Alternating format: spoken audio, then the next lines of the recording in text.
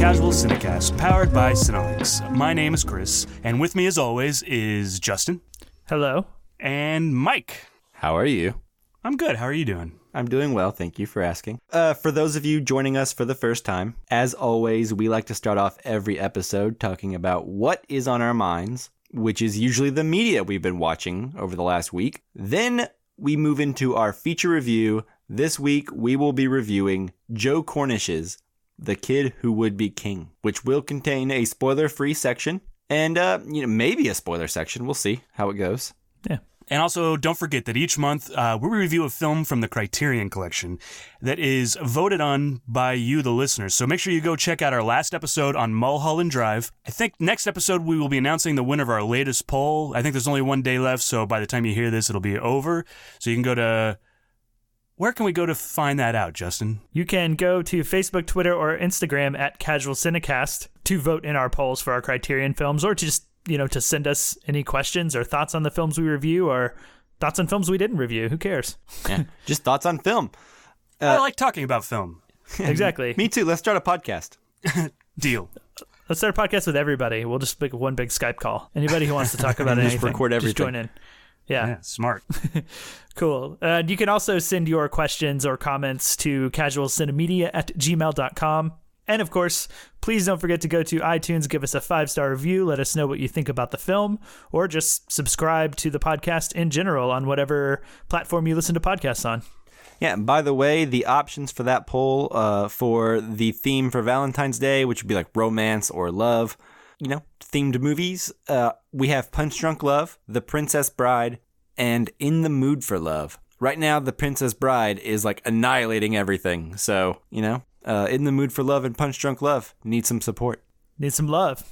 A little extra love than what they have in their titles. Indeed. And with that, gentlemen, are we ready to go ahead and move into what is on our minds? Oh, yeah. Yeah, let's do it. Got a lot on my mind. You on the mark!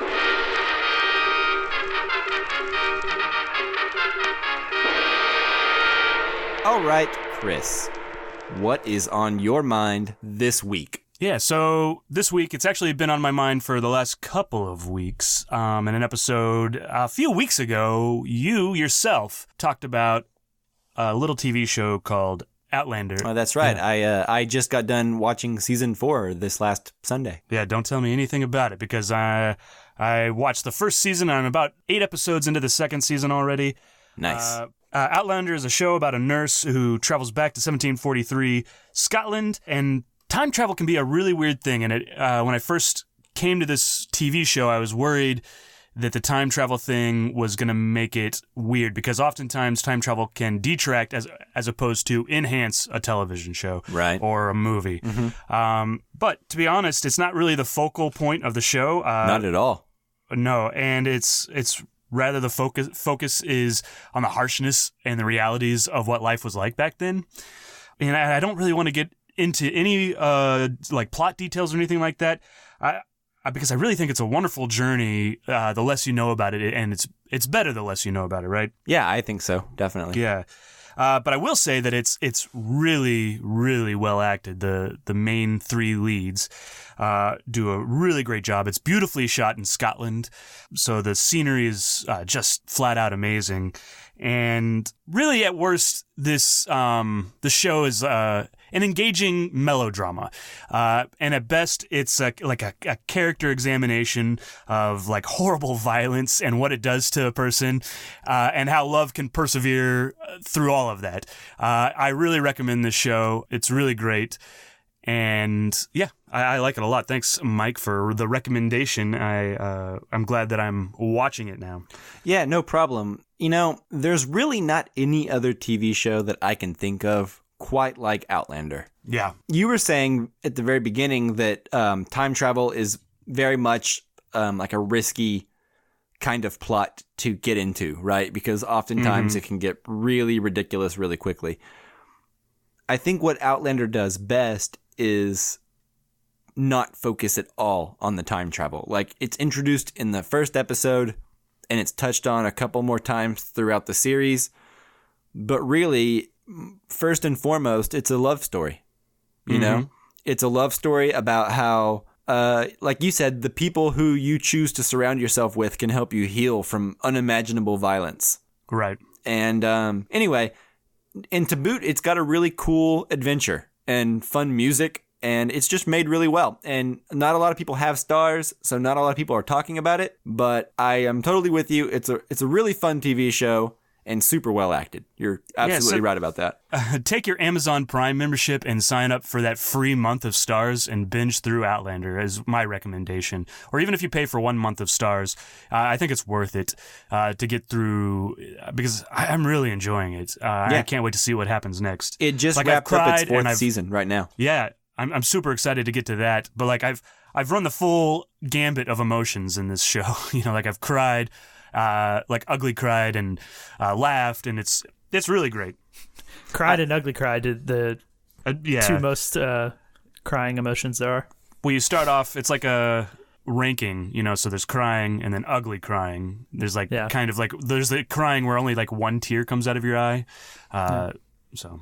And then there's the crying where you're like red faced and snot's coming out. That's ugly crying. And that's what Chris does in every episode of Outlander. Yeah, well, yeah. Every one of them. Yeah. I only pretty cry, so I don't know what we're talking about here. Yeah, I look great when I cry. Watching you cry is a magnificent thing that I will never recover from because it is so beautiful, Justin. I know. We got to hang out more. It's you saw me cry during Commando that one time we went and saw it. So I have two questions. One, Outlander, the series is based on books, right? Correct, yes. Have either of you guys read the book at all? After I watched season 2 and I was waiting for season 3, I got the first 3 books on Audible and I listened to them. So I haven't read them. It would be lying to say I read them, but I did listen to the first 3 books, like in the car, on long trips, and like at work and stuff. Right. Is it worthwhile? I have not read them or listened to them. Would you say it's worthwhile? Yeah, I think so. The show is very close to the books, but obviously the books can just fit so much more in. Like I was saying the other day, like Outlander is like the only show I can think of where I actually wish it had more episodes than what it has been given. Right. Because season 1 has 16 episodes, and that's based on book 1. But I think book 1 is like the shortest book in the entire series. Okay. And the books get longer, whereas every season since season 1 has been 13 episodes. And the longer the series goes on, the more I'm like, man, I wish we could have gotten like 2 more episodes of that plot, Right.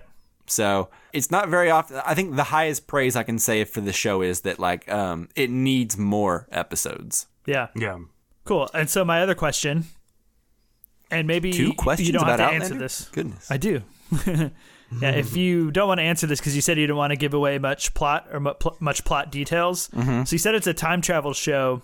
Is it a time travel show where like they time travel and then go on, or is it like a time traveling show? If that question makes sense. So, and you cannot answer again.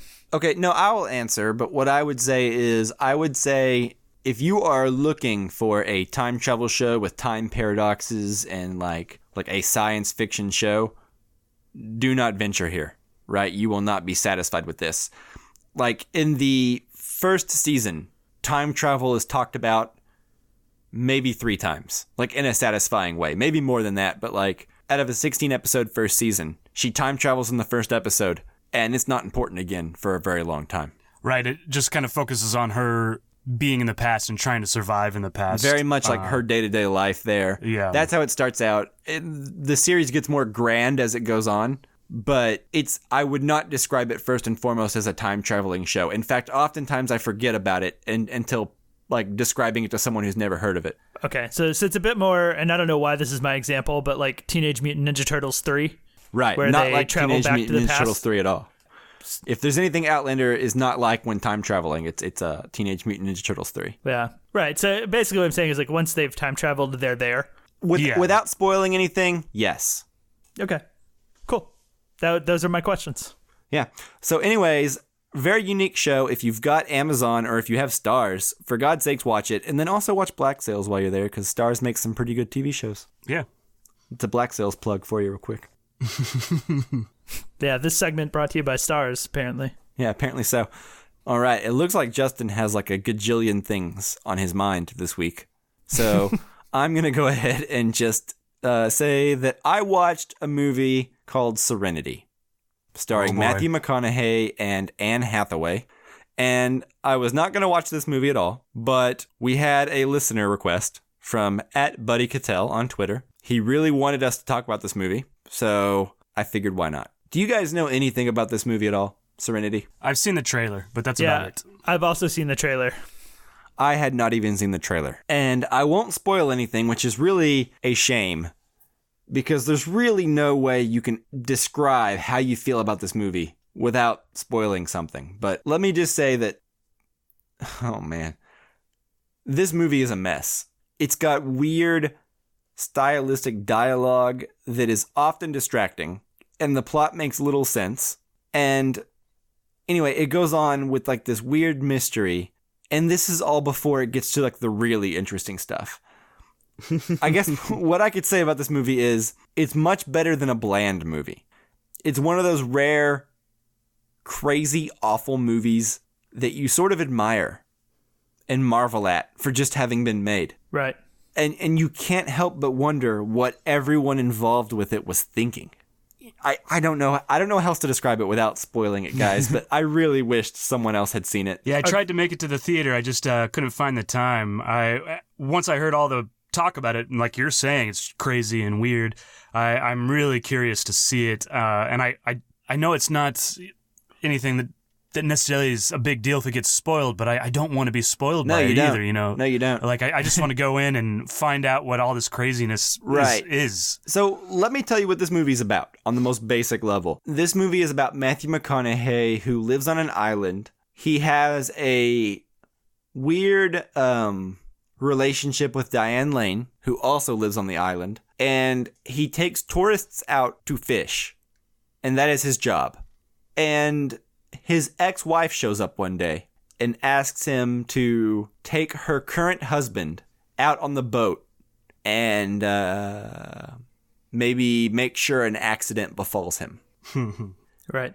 And that is the most basic plot.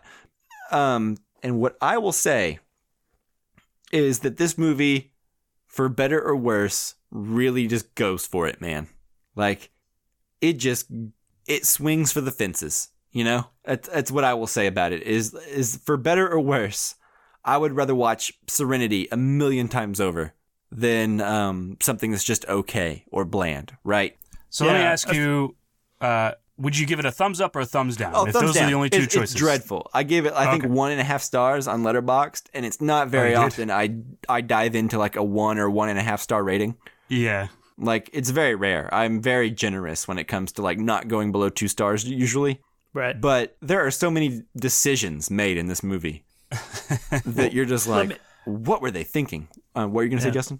Let me ask you this. So everything that you're describing reminds me of the way that I sometimes feel and hear that a lot of other people feel after watching post-Donnie Darko Richard Kelly films, specifically like Southland Tales and The Box. Oh, boy. Yeah, okay. All right. And while maybe it's not the same, because I happen to think Southland Tales is actually quite good and interesting, but it does swing for the fences and just go in some really weird places and make really strange decisions.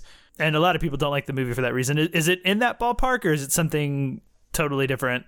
Not like the same type of film, how he's kind of like sci-fi fantasy, but just like kind of like so bizarre and offbeat that it's neither bad nor good. Yeah, so I think Southland Tales is a very interesting comparison. I also saw Southland Tales with you. I also remember you and I reading the comic book so we could understand it better. Southland Tales is probably a better movie because even when you're watching it the first time and you don't know the full story, because the story is designed to not tell you the full story, at least there's a certain sense of it being competently made. Okay. Right? Like, you know, you may not have the full story, but you still get the impression that whoever wrote it knew the full story. Whereas in Serenity, when it's over, you can't help but wonder if there were huge sections of the story that were cut out. Right. Or like foreshadowing that was not there or something. It's only January, but I cannot imagine a movie being wackier than this one coming out like in a mainstream release anytime the rest of the year. That's interesting. I'll have to check it out for sure. Anne Hathaway, Matthew McConaughey, Jason Clarke, whom I really like, actually. Mm-hmm. He's consistently great, but anyways, they are all giving really out there performances in this movie. Serenity, see it. Encourage these guys to see it, my co-hosts, because I cannot wait to talk about this with them. Well, I will try to get to it this week for sure. Cool. So that's all I can really say since we can't go into spoilers, but man, if there ever was a conversation that needed spoilers, it is that one.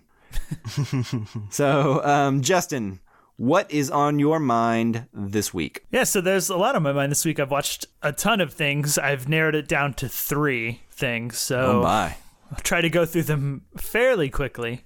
Number 1 is a film that I saw last night. I actually went to see it in theaters. It was a little special screening. It's an anime film from 2016 called A Silent Voice. And have either of you guys heard of this one before? I have not, but... I have not as well. Yeah, I'm excited to hear your thoughts. Yeah, so I didn't know much about it. I had a friend who is very into anime and was like, hey, we should go see this film. He's the one who initially showed me Your Name and made me go to see that with him in theaters, which is a film that I really loved and I think we all liked, right? Mm-hmm. Yeah, Your Name is great. Yeah, so he said A Silent Voice is, on par with Your Name. So it's like, okay, I'll go see it. And the film is about a group of friends. The main character, when he's in, I don't really know what grade, like a younger, like was it elementary type age, and he's in school, a deaf girl gets put in his class and he ridicules her and makes fun of her and like harasses her.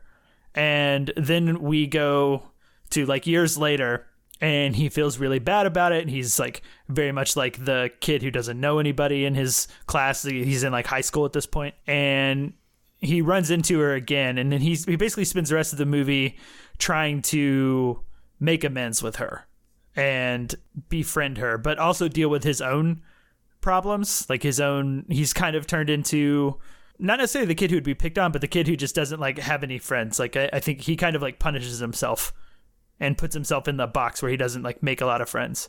And basically it's just like him trying to find redemption. And alongside that is like all of his friends. Like some of them he was in elementary school with, some of them are new people that he knows. So it's very much like there's no like fantastical element that would call for this film to be an anime specifically. It is based on a manga, which I hear is pretty good. But what I will say is very cool about this film is that it basically gave me the same type of feelings, or had the same effect on me that the one Otsu film I've seen has, which we reviewed on the episode, the podcast a while back, right? Tokyo Story. Interesting. Yeah, that is interesting. Which I didn't expect from an anime, because, other animes that I've seen are a bit more like, I would compare more to Kurosawa, where they're a little bit more entertaining, right? A little bit more giant swords. Fun. Yeah, right. And this one is very much Otsu, and I've said that based off of having seen one Otsu movie, but like it basically made me think about my life. It made me think about the things that I've done to other people that I feel bad about in the past, and like I really just like related to this character. Like for instance, one of the things that they do in the film that I found really interesting is he doesn't like to look people in the face. Like he's like uncomfortable with it, has like a social anxiety about it. So everybody who he hasn't become comfortable enough with to look in the eyes has like an X over their face. And then a lot of the shots when people are talking are of like feet or a different part of their body, and their head's not in shot. And so like even the movie, like the shots in the movie are like him not looking someone in the eyes, if that makes sense. Is that distracting, or is that actually cool? I mean, I kind of thought it was supposed to be cool for a while, so it didn't bother me. Like I didn't find it distracting. I just thought I was just like, oh, that's just an interesting, like, kind of artsy choice of shot. But then eventually I kind of put it together. They're like, oh, you know what? We're seeing from like his point of view, in a sense of like not looking people in the eyes and not always seeing their face while they're talking. Interesting. But it's very much like the thinking man sort of anime, I think. Like I didn't totally love it while I was watching it because it's not super entertaining, but I have a stopped thinking about it since I left the theater last night and stopped thinking about the way that it applies to my own life. Mm-hmm. So yeah, that's one that is a film. Again, it's called A Silent Voice from 2016. Highly recommend checking it out. It's a little over 2 hours, so it's kind of a longer one, but definitely worthwhile. Do you know if it's available to download or rent anywhere? So my friend was telling me about this, that there's been a bunch of people upset about, like, with this film, and the company who, I don't know if it owns the American rights to it or whatever, is that they haven't released like a version of this. Like, it hasn't been released yet. But then when we were sitting down to watch the movie beforehand, in the pre-roll, a picture came up that had a release date, which I think is maybe sometime in February or March. So it's going to come out pretty soon. And I think all around the country, I don't know if this episode will come out in time, but if you're hearing it in time, there's another screening on Thursday of this week. Thursday night. I think all the screenings are at like 7 p.m., at least Central Time. Is it like a Fathoms event or something? Kind of, yeah. Actually, not even kind of. It is a Fathoms event. And that would be Thursday, January 31st? Just so that... Yes. Yeah, Thursday, January 31st. If you're listening to this, you could still catch it in theaters and instead of having to wait for it to come out if you like anime. Cool. So that is A Silent Voice. Yeah, it sounds really interesting. Yeah, it does. What else you been watching? So I was taking a drink.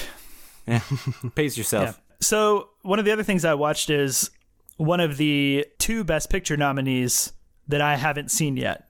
And the 2 that I haven't seen were Bohemian Rhapsody and Vice. And so I finally watched Vice. I've yet to break down to see Bohemian Rhapsody. I'm I'm working my way up to wanting to see that one. I still need to see both of those movies for sure. Yeah. So what did you think of Vice? I really liked Vice. Yeah? And I was surprised. Like, I thought it might be a little uninteresting, and I think that comes from being excited about W with the Oliver Stone movie that came out. Was that 10 years ago, 11 years ago? Yeah, it reminded me of that, and W was a film that was pretty underwhelming to me. So Vice, I was like, okay, maybe. But it being nominated for Best Picture, obviously I had to watch it, right? So I watched it, and I really liked it. Like, it's funny. And some of the choices that it makes are really funny and interesting, and keep it like fresh and keep it moving and keep it feeling very, very different from a normal biopic. Yeah. Let me ask you, this movie kind of has like split down the middle reviews. Why do you think that is? Very polarizing, actually. You either hate it or love it. I mean, I think that's just something that comes with politics, or having like politics and real politicians being a part of your film, right? Because this movie does not really look at Dick Cheney in a very good light. Like, it has its moments where he seems like they're giving him like a fair shake, but by the end of the movie, he's not the greatest guy. Yeah. And so I think at that alone, you're going to lose 50% of people, roughly. Well, maybe, but it feels like look at Rotten Tomatoes score. I think it has like a 63% as of right now. Usually the Rotten Tomatoes critics are pretty left-leaning. So I think like even amongst like the people that it's aiming at, it seems pretty controversial. So I was wondering, kind of if there was anything more than just it being like, polarizing based on its subject matter. If there was anything specifically about the movie that might seem polarizing, like what it's trying to say or anything like that. Well, I'm wondering too, because I was talking to a friend about it who had seen it, and he was making the comment that he didn't know who the movie was for, because he thought at times the people who hate Dick Cheney are going to love it and love the way that Dick Cheney's portrayed. Mm-hmm. And then he said at other times that he's portrayed in a way that people who don't like Dick Cheney aren't going to like. And I kind of understand what he means, like, if you look at a scene-by-scene basis, but like overall, I think the movie's like pretty down on him. So I'm wondering if it's just kind of one of those things where people who don't like Dick Cheney see these scenes, like, I don't know, I guess it's public knowledge that he has a daughter who's lesbian, right? Mm-hmm. Yeah. Do we all know this? I didn't know that, but it makes sense that would be public knowledge. Yeah. I remember hearing about it forever ago. There's some stuff that happened, I think, that I forget exactly what it was, but yeah, there's some controversy about it. I think while Bush was in office. Yeah. Well, it's not spoilery too much to say that he does not react the way that you would expect to that. Like, you would think he'd be really terrible about it or something, right? Mm-hmm. And he's not. So in those scenes, you're like, okay, like that was kind of nice, right? Mm-hmm. And right. I'm just wondering if like scenes like that really turn people off who just want like a A we hate villainization Dick of Cheney. him. Yeah. Yeah, exactly. So I think it's the little tiny bit of nuance that has. Maybe. So from what I understand about the controversy, and I have not seen the movie, maybe you can comment on it a little bit. From what I understand, and tell me if I'm completely off base, a lot of people don't seem to like this movie because the conclusion seems to be like entertaining things. Like Hollywood entertainment is part of the reason that this man was able to get away with as much stuff as he was, and why that administration was able to turn the tides for the worse is because we let them through our own complicity and apathy. Yeah, there's definitely a finger pointed at the general public. I don't recall specifically like a Hollywood. Maybe. And like I said, that's people? just kind of what I picked up like through the grapevine. I haven't seen the movie, and I don't even really know any spoilers for the movie. That's just like what I heard people were kind of upset about, which was like the condemning of people for liking entertaining things and being too focused on things that don't matter, right? Which is also what the movie is. So it seems like self-condemning. Right. I mean, in that sense, I guess the movie is, it's funny at times, and maybe it shouldn't be. Maybe that rubs people the wrong way, right? I don't know. Like I said, I haven't seen it, so I was kind of wanting to know your thoughts on it. That was just like kind of what I heard in the grapevine. So if you think that's invalid, We're going to have to probably revisit this once all three of us, and I think all three of us will watch it. Oh, definitely before the Academy Awards, for sure. Yeah. And we can talk about it a little bit more. I think it's invalid if you consider the movie as a whole and not just specific moments. That's what I'll say. Cool. And I also think that this movie has a segment that rivals what Black Klansman was doing at the end, with certain things that happen at the end of that movie, like the last 5 to 10 minutes or however long it is of Black Klansman with some not fictional footage. Yeah. It rivals that. To me, that was the best part of Black Klansman, and what this does is just as good, right? Interesting. Which is I found interesting too. So I think it's worthwhile. Yeah, I will probably have seen this by the time we record the next episode, so I will be excited to talk to you about this more later. Yeah. Yeah. And one more question. Oh, okay. Sorry, Go ahead. One more question before we leave it. Christian Bale. How is Christian Bale in this? He's really good. Is it Oscar worthy? Yes, I think so, and for more reasons than just the body transformation. Mm-hmm. Okay. Cool. I think he's actually genuinely really good in it. Awesome. Yeah, I'm excited to see it. I like Mike. I'll probably it's on my list to watch this week, right next to Serenity. So. And along those same lines, I will also say that this is my third favorite Best Picture nominee now. Yeah, and I will say this should probably be higher than Serenity on your list of movies you should prioritize. Okay. All right. Yeah. Sounds good. Cool. Okay, so very last thing that I want to talk about is I saw a film that I've been wanting to see forever since I first got into films, basically. Because when I was first getting into films, I watched Citizen Kane, as people do when they start to get into films, right? Mm-hmm. Mm-hmm. And Citizen Kane's great. Right. And it's great. I like Citizen Kane. I like it a lot. Some people that I knew in film school, it seemed like a vast majority of them found it boring or uninteresting. But I think it's great. Or my favorite, I just don't see what the big deal is. Right. Which is maybe the cool thing to say. Yeah. Cool. Well, I saw Citizen Kane and loved it. And as I'm sure people did when they first saw Citizen Kane, I wanted to see what Orson Welles did next, which his next film was The Magnificent Ambersons. But notoriously, that film has a lot of history with being re-edited, recut by the movie studio against his will, them destroying footage from the film so that it couldn't be put back in, or maybe just taking the footage out and losing it. It might not be as nefarious as destroying it intentionally. But for that reason, I never watched Magnificent Ambersons, right? I was like, oh, it's a butchered masterpiece that's not as good anymore. But then Criterion released it relatively recently, and it's one of the films that I asked for Christmas, and I got. So it was a Christmas present, which was lovely. And so I finally watched Magnificent Ambersons. And of course, this is still the version, I believe it's estimated to be missing about 40 to 42 minutes of movie from what Orson Welles' original cut was. Goodness. Mm-hmm. man, it's still really good.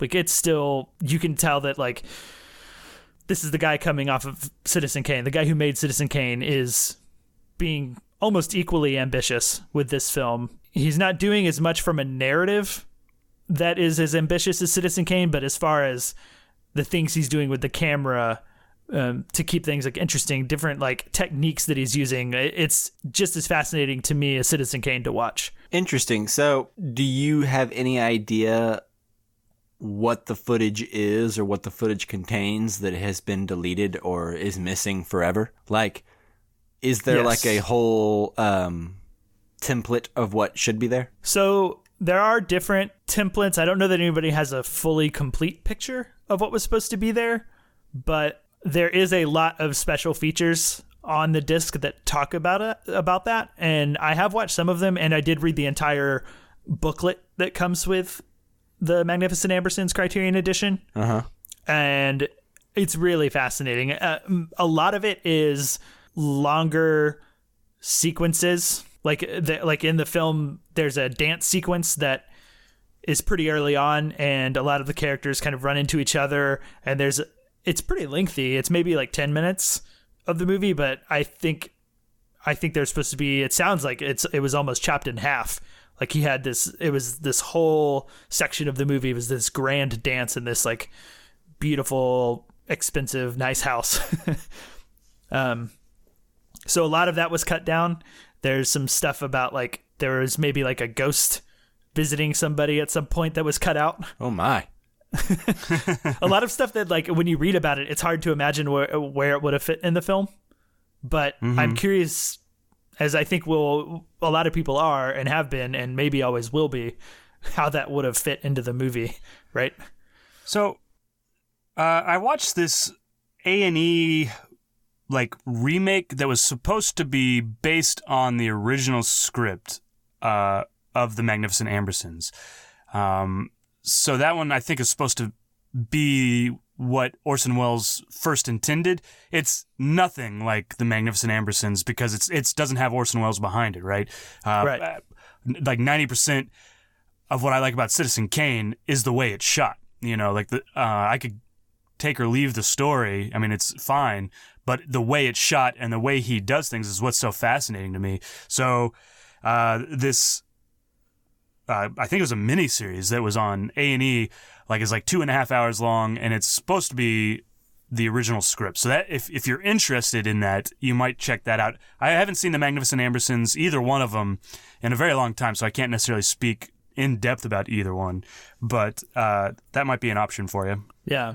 That does sound very interesting. It does. That's one of the things that's really interesting about this film almost is like the story around it. And the situation surrounding it and the way that it ended up and looking at that, right? Like, that's just as interesting as the film itself. That's interesting. I feel like Orson Welles doesn't make a movie without controversy, right? No. And this one, too, talking about the way that Citizen Kane looks, one of the interesting things about this one is he went through, like, 2 or 3 different cinematographers during the making of it because the first guy that he got was too slow. Jeez. You work too slow, so like there's a lot of different having been on 1 or 2 film sets, I can understand that. Yeah, same. So if you have a DP that's slow, everything is slow. Everything. Yeah. But yeah, it's one that I think is definitely worth checking out. It's interesting to watch a butchered masterpiece, but something that's still quite good. And you can see the pieces to make up a masterpiece, like or maybe like a puzzle that is a masterpiece, but there's still just like these pieces missing. And you always wonder like just how would it look if it was fully together? But what's still there like is still pretty good. Yeah, it's kind of like when I watched Serenity and I thought to myself, this movie sucks, but also it's pretty ballsy. Yeah. Kind of like maybe. that. Maybe this one, I wouldn't say this one sucks, but yeah, I know. Probably fairly similar. Yeah, not at all the same, but kind of the same, you know? Yeah, of course. Yeah. It all makes sense now. Cool. So that is finally it for what I've watched this week and what's been on my mind. Awesome. So that is the Magnificent Ambersons, recently released on the Criterion Collection written and directed by Orson Welles. Yep. Oh, by the way, also his other movie was Vice, directed by Adam McKay. And A Silent Voice. Yeah, in Silent Voice. I don't know who made that. Naoki Yamada. There you go. Nice. There you go. Let me ask you this. Speaking of, before we move on, Adam McKay and Vice, have you seen, what's that movie he came out with a couple years ago? Big Short? The Big Short. Have you seen that? I have not seen that one. I would be I've interested. heard it compared to Vice a lot. Yeah, I would be interested to hear what you think of that movie. I would be interested in that too. Yeah. All right. Are we ready to move into our review of Joe Cornish's The Kid Who Would Be King? Yes, I am, Mike, son of Texas. That's a joke from the film. Yeah, that caught me off guard. I don't even know what to say to that. Yeah. All right. I really wanted to tell Chris to introduce us that way for this episode, but I forgot until he introduced us. Ah. Help! Somebody help me! Hey, leave him alone. It's a tough world out there. And it's getting tougher all the time. And the world is not going to change. Hello? Is anybody here? It's you that has to change. Something amazing happened.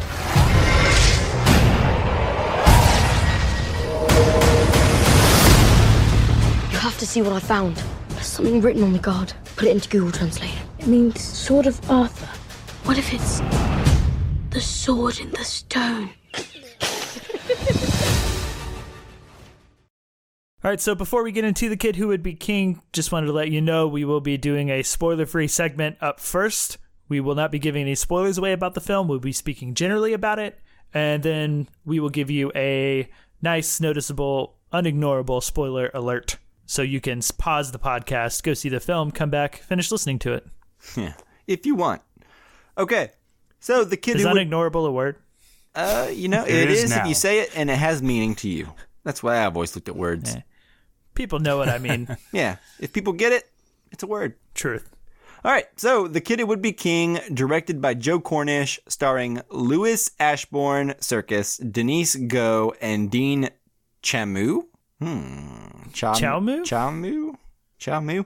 Anyway, the IMDb synopsis says a band of kids embark on an epic quest to thwart a medieval menace. That sounds pretty much exactly what this movie's about. Yep. Beautifully done, IMDb. Yeah, good job. Who wants to go first? I can go if no one wants to speak up. I'll go first. Ooh, the enthusiasm. I like it. Yeah. Let me. All right, Chris, I'll allow it. Thank you, Mike. So, actually, the reason I wanted to go first is I watched Attack the Block this week, and I got to say, while I found it enjoyable, when I went to rate it on Letterboxd, all I saw was like 4 and 5 stars. And I had heard a lot of really positive things about Attack the Block. So, if you guys have seen it, I would like to know what you guys think about Attack the Block, and what you guys think of it, because I was a little bit underwhelmed after hearing all the things about the film and also the 4 and 5 star ratings on Letterboxd. Attack the Block. Let me travel back to 2012 or whenever that movie came out. 2011, maybe? 2011 Yeah, 8 sounds years ago. more accurate, yeah. I remember at the time I enjoyed it. I didn't have any impression of John Boyega at the time. Mm-hmm. Who I think is really good at it. In it. Yeah. It was just like this little indie movie that was really stylistic and cool, and I think it was like produced by Edgar Wright or something like that. I think so. I know they're buddies. Yeah, so it was very indie at the time, right? And I remember enjoying it, but I've also never gone back to view it again since then. Or I often don't even think about it too often. You know what I mean? So I don't think about it very much. So that's the same What boat about I'm you? in. I've watched it and I enjoyed it, and it's fairly entertaining, but I've not wanted to watch it again since. And I think that it ultimately doesn't really add up to a whole lot of great movie, right? Even though I can't really think of anything specifically that I disliked about it. Mm-hmm. It's all fairly good. yeah, it's but just it not just doesn't deep. add up to being great. There's not like an emotional depth to it that I find myself able to attach to. Yeah. I think that's fair. Yeah, I could see that. Yeah. So what did you rate it out of 5 stars?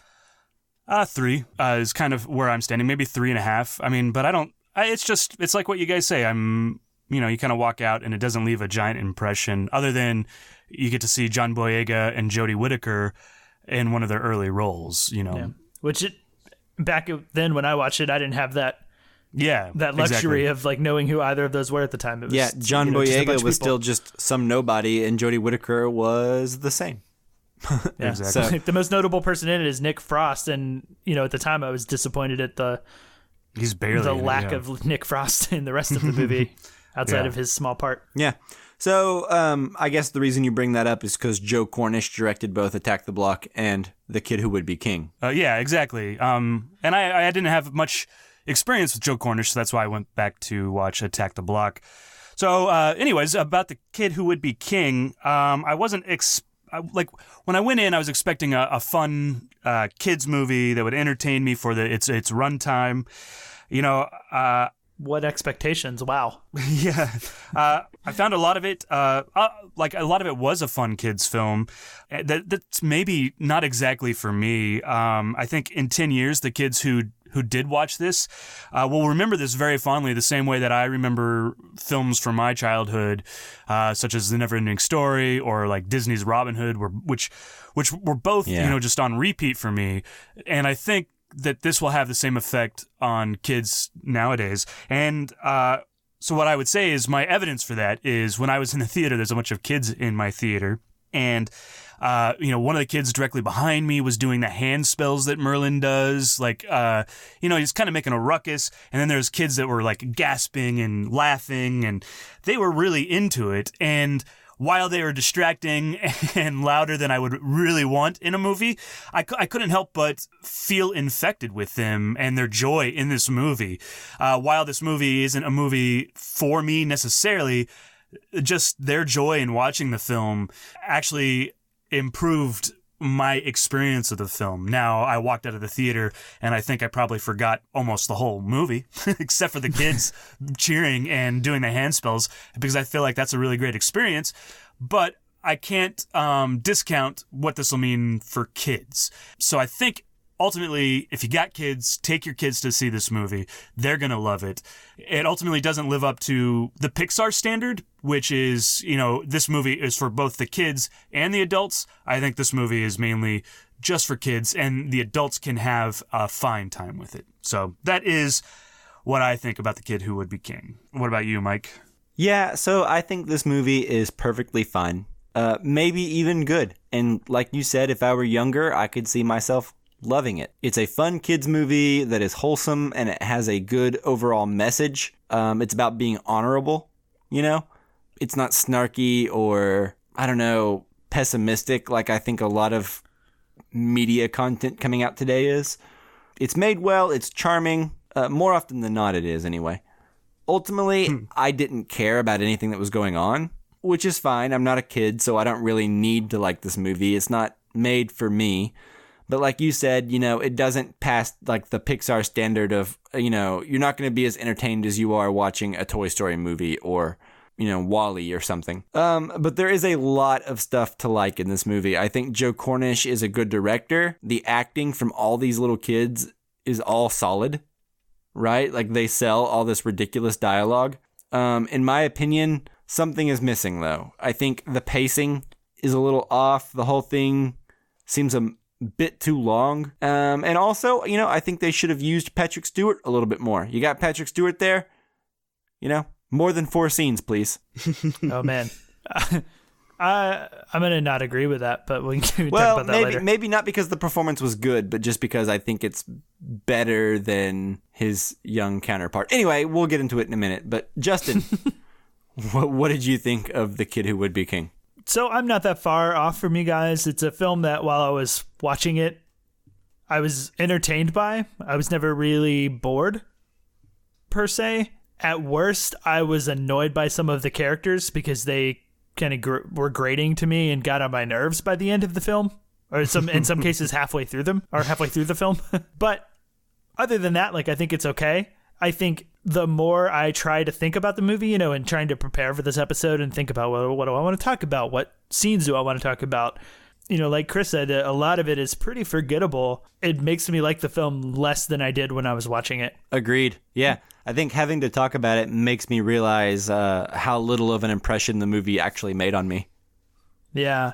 There's a couple of things that I think are noteworthy that I really enjoyed and moments, but mostly I find myself thinking about, where the film fell short, what could have been better, what are the things that seemed bland when they really shouldn't have.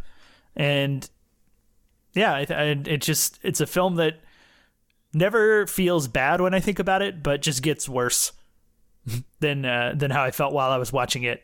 Yeah, totally makes sense. So go on. Go ahead.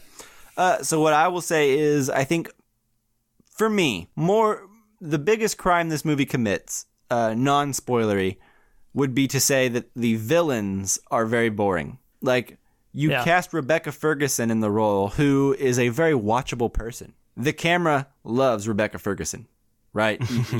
You stick her in a movie, she's infinitely watchable. Sounds like Mike loves Rebecca Ferguson. It may be, man.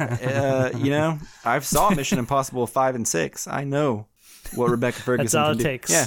Anyway, but what I'm saying is when she's on screen here, it's boring. Like, she's like a tree witch or something who, like, she's like Sauron or from like Lord of the Rings, right? But like, she's just like this like villain who just like whisper hisses at things. Yeah.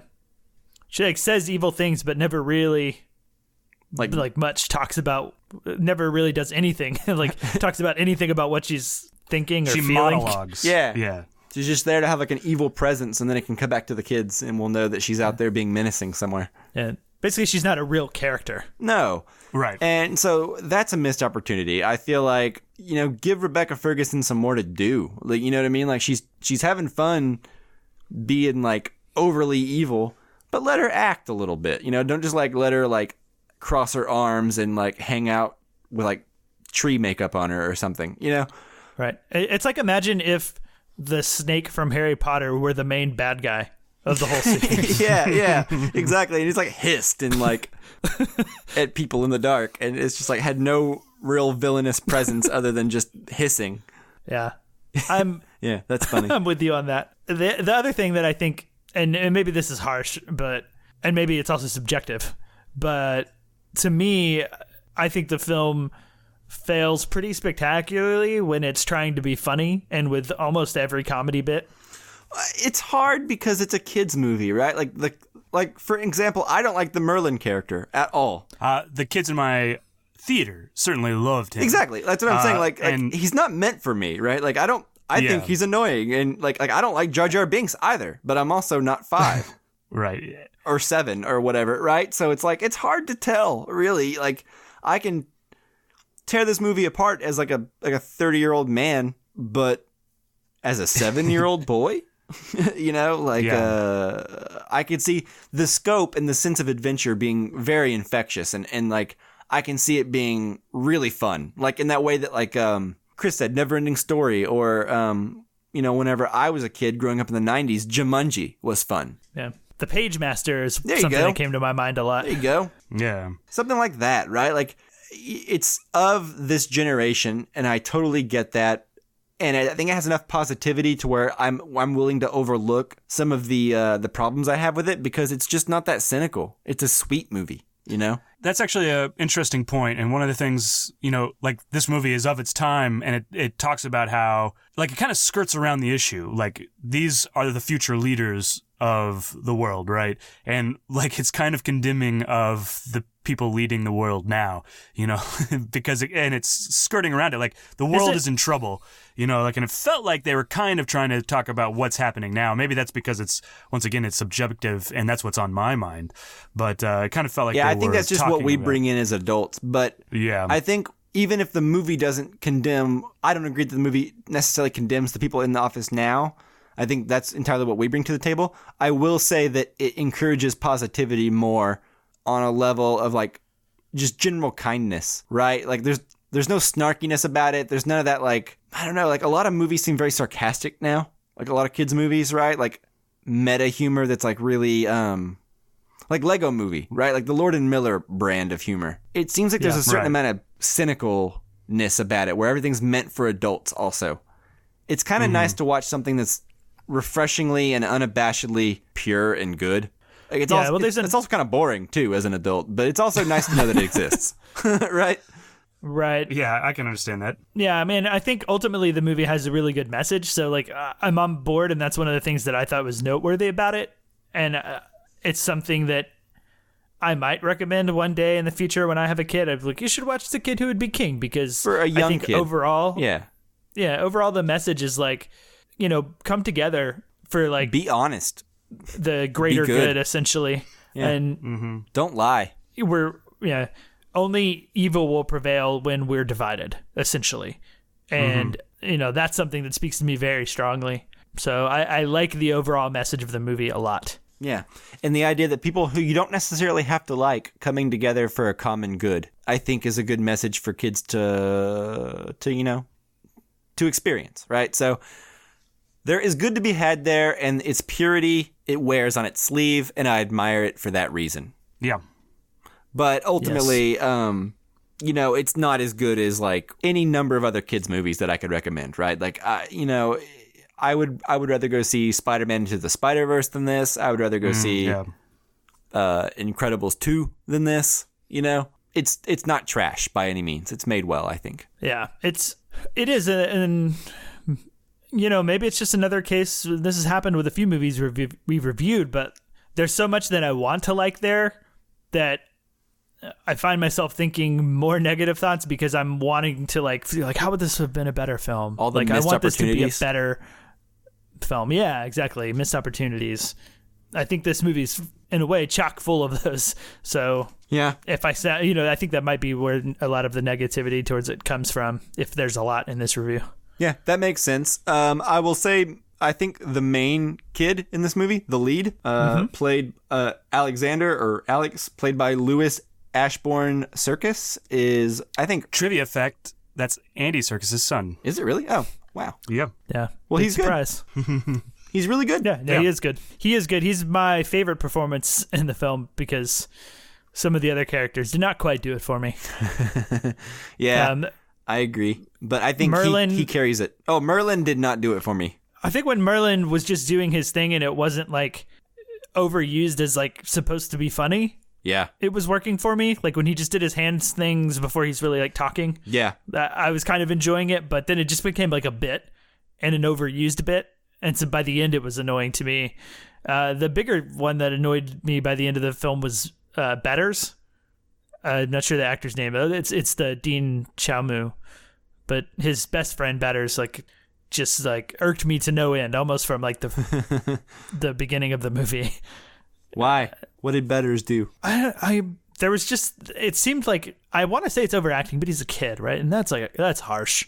And I understand, but he just said it was this wide-eyed overexcitement about everything, and it felt like most of what he was doing was the same tone, and that same tone for the whole movie, and that sort of wide-eyed, innocent bewilderment, it got old to me.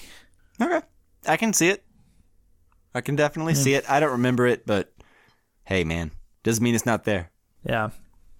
That's all I've got for non-spoilers. Do we have some spoilers? Justin said he had something in spoilers he wanted to. Well, yeah, we can move into spoilers. I've got one. It's just a thing that I want to talk about and see what you guys thought that is spoilery. All right, so I think that pretty much covers our spoiler-free thoughts on The Kid Who Would Be King. It sounds like we're all pretty lukewarm on it, but I think we all kind of see that there's something there to recommend if you've got little kids around.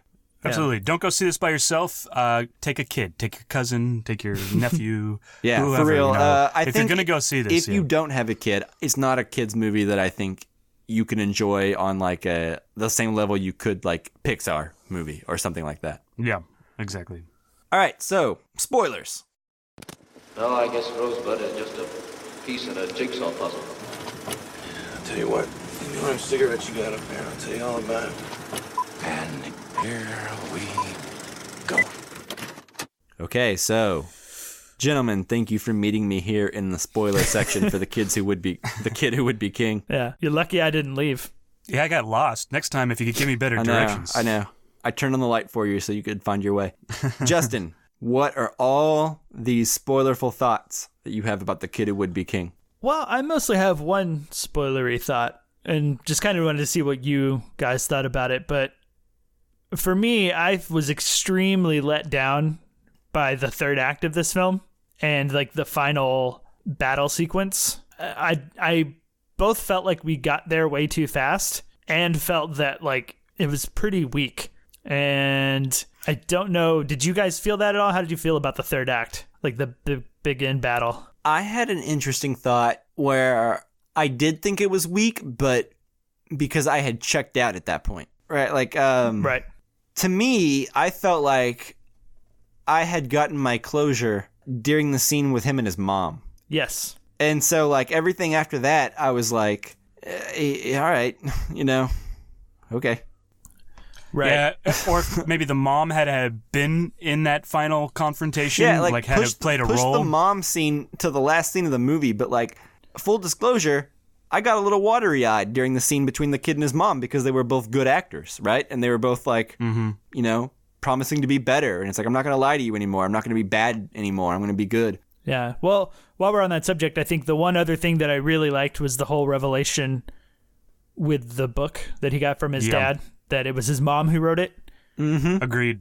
That is the only thing that like really moved me a lot.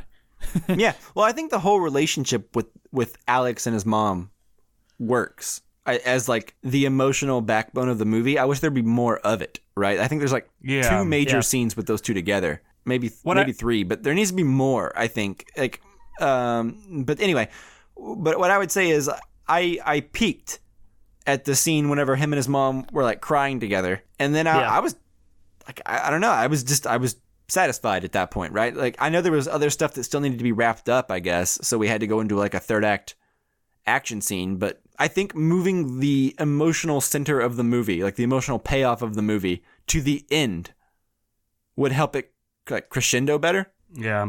Yeah. You know, the other thing I think, well, when I think about the ending, and it has to do all about the school kids, and it all takes place in the school, we spend the very beginning of the movie at the school, and then like the main chunk of the middle, we're on some sort of adventure, and then we go back to the school for the very end.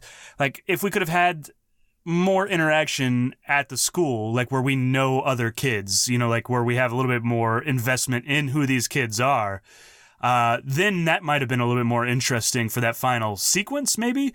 Because, yeah, you're right. That last act, there wasn't there needed to be a crescendo, and I don't think that there was ever that crescendo or that rousing moment. Or even like a montage of Alex leading the kids and being like, here's what we're going to do.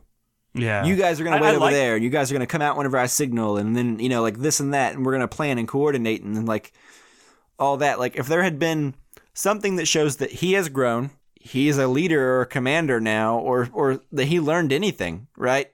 Right. Like, use some of the skills that you've acquired over this adventure to prepare for the third act. Instead, it's just like emotional payoff. Now more things have to happen. Right. I think Chris kind of hits the nail on the head with it, too, is that we spend this time going back to the school with 100 characters or 100 actors, people that we don't even know at all, and have to see time of like them getting knighted, them being convinced to help, them being trained, and like I only care about like the 5 people. Like, couldn't we have done all of this and have like a big battle when we first meet Morgana, instead of like having to meet her, having a false ending, like our false victory over her, then having the emotional climax, then going to it? It's like maybe just a step too far, and only to incorporate lots of kids that we don't care about. Yeah, and I will say my favorite moment from Merlin is when he gets up on the table in the middle of the school, because it's, you know what the kids are feeling, but he's like, he announces that this is King Arthur, and you know, it's just so weird. And like, I would have liked to have seen more Merlin interacting with the kids at the school.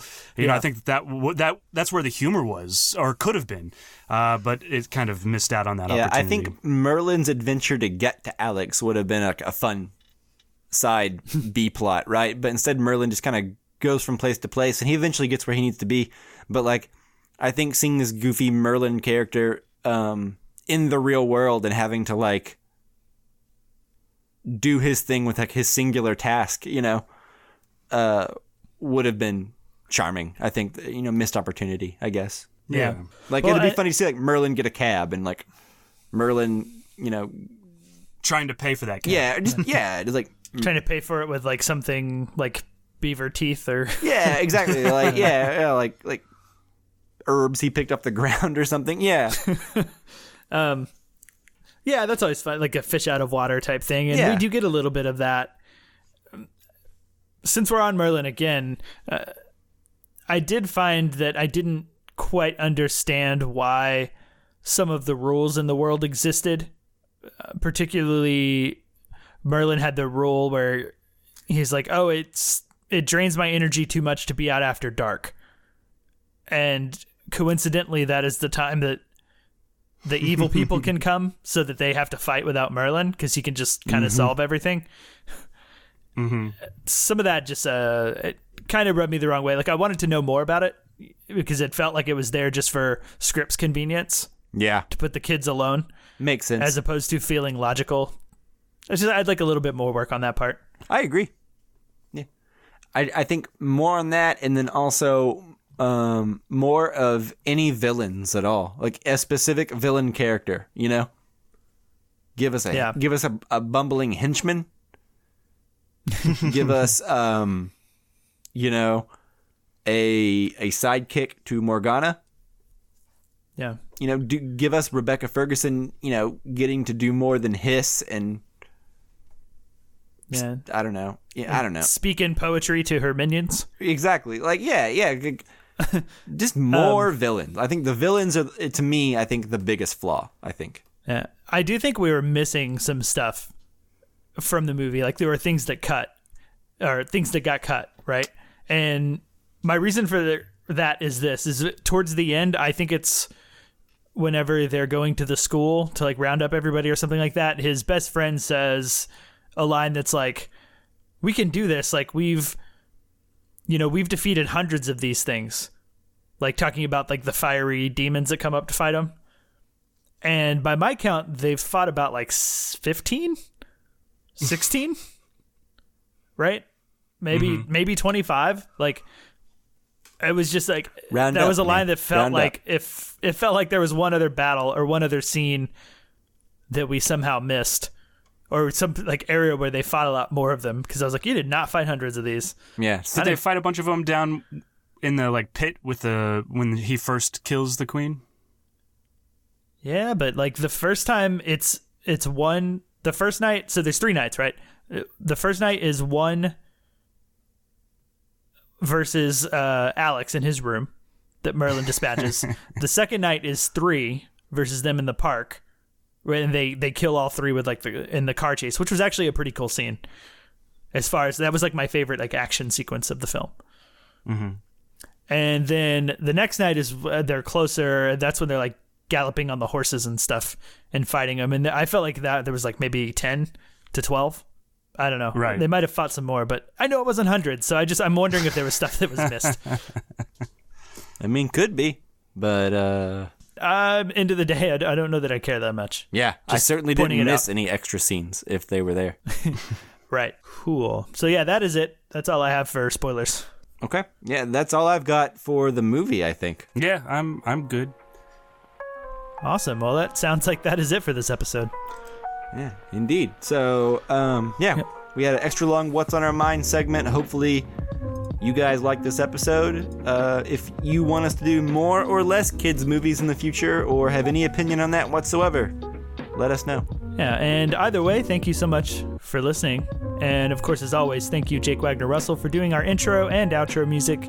If you want to hear more of his music, you can listen to them at soundcloud.com/bopscotch. Pretty soon, our poll on what our next Casually Criterion episode will be should be over with, and it will be decided whether or not it is Punch Drunk Love, The Princess Bride, or In the Mood for Love.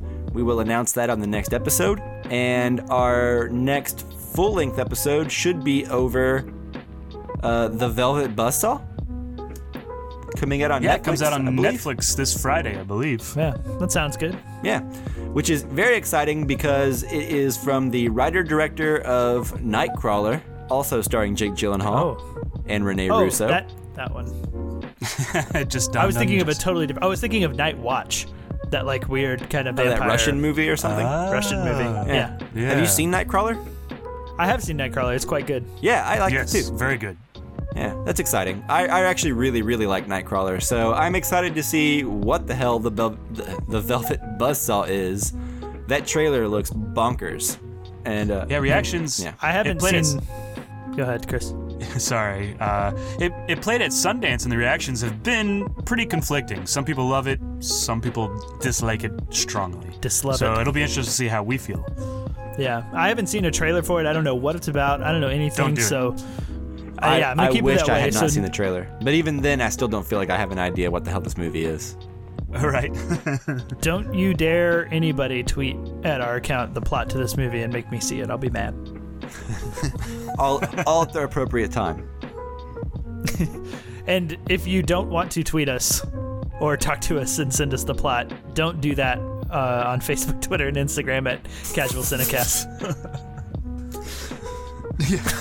All right. On that note, thanks so much for listening, guys. We really appreciate it. And we will talk to you next time. See you later, sons of Texas. Bye. Ride that till you die.